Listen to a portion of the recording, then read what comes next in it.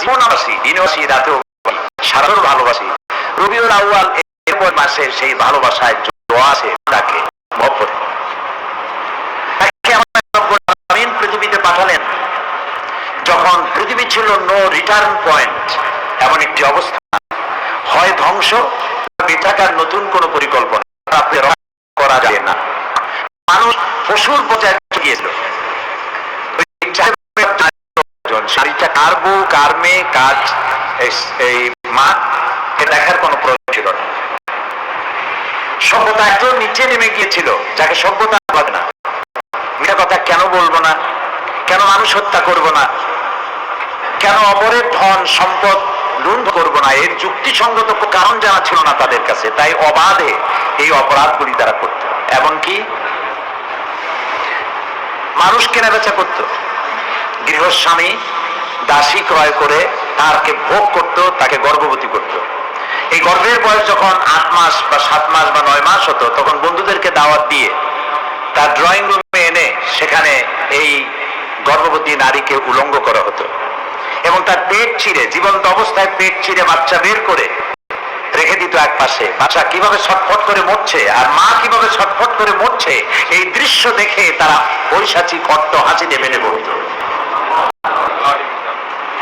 চুর ডাকাতি জেনা ব্যভিচারে ভরপুর গোটা পৃথিবী, নো রিটার্ন পয়েন্ট।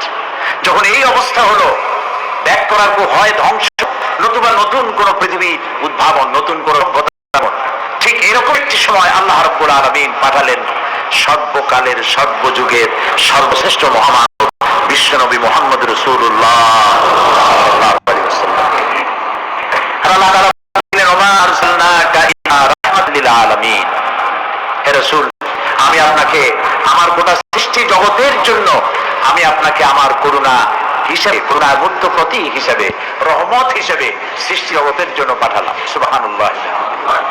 গোটা সৃষ্টি জগতের জন্য তিনি করুণা হয়ে এলেন, রহমত হয়ে এলেন। শুধু মানুষের জন্য নয়, সৃষ্টি জগতের জন্য। ওমা আরসালনাকা ইল্লা রাহমাতাল লিল আলামিন। সমস্ত জগতের জাতি সৃষ্টি সবগুলোর জন্যই তিনি রহমত হয়ে এলেন। এমনকি গাছের জন্য রহমত হলেন। তিনি বললেন প্রয়োজনে তো গাছ কাটা যাবে, বিনা প্রয়োজনে গাছের পাতাও ছিল না, কারণ গাছের পাতাগুলি আল্লাহর জিকির করে। যুদ্ধে গেলে বলতেন নারী, শিশু, বৃদ্ধ, অসুস্থ এদেরকে টাচ করবে না, এদেরকে ধরবে না, আর ফলদার বৃক্ষ কাটবে না, আগেই নির্দেশ দিয়ে দিতেন। রহমত শুধু মানুষের জন্য না, প্রাণী জগতের জন্য। তিরমিজি শরীফের হাদিসে এসেছে, নবী করিম সাল্লাল্লাহু আলাইহি ওয়াসাল্লাম হেঁটে যাচ্ছিলেন রাস্তা দিয়ে, সামনে একটা উট এসে দাঁড়ালো। উটটি কৃষক, এক্সরে করা ছাড়াই তার শরীরে হাড্ডি গুড্ডি বাইরে থেকে দেখা যায়। এখন বুঝতেই পারেন আমার বর্ণনার মাধ্যমে যে উটের অবস্থা কি।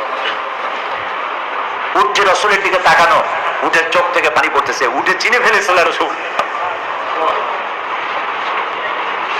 নবী করিম সাল্লাল্লাহু আলাইহি ওয়াসাল্লাম জিজ্ঞেস করলেন উটের মালিক কোথায়, এ উট কার, তাকে ডেকে নিয়ে আসো। তাকে ডাকা হলো। নবী করিম সাল্লাল্লাহু আলাইহি ওয়াসাল্লাম প্রশ্ন করলেন উটটি কি তোমার? বলল যে হ্যাঁ। নবী করিম সাল্লাল্লাহু আলাইহি ওয়াসাল্লাম বললেন তোমার উট তার চোখের পানির ভাষা দিয়ে আমাকে জানিয়ে দিল তুমি তাকে দিয়ে পরিশ্রম নাও, তার শ্রম নাও, অথচ তাকে সময় মতো খেতে দাও না, তাকে বিশ্রাম দাও না। তুমি যদি তা না করো আল্লাহর কাছে কিয়ামতে তোমাকে জবাবদিহি করতে হবে। শুধু মানুষের জন্য নয়, গোটা বিশ্ব জগৎ জাহানের জন্য, গোটা সৃষ্টি জগতের জন্য করুণার মূর্ত প্রতীক করে আল্লাহ তার রহমত হিসেবে পৃথিবীর মানুষের জন্য তাকে পাঠিয়ে দিলেন। তাই মানুষ তার জন্য পাগল হয়ে গেল।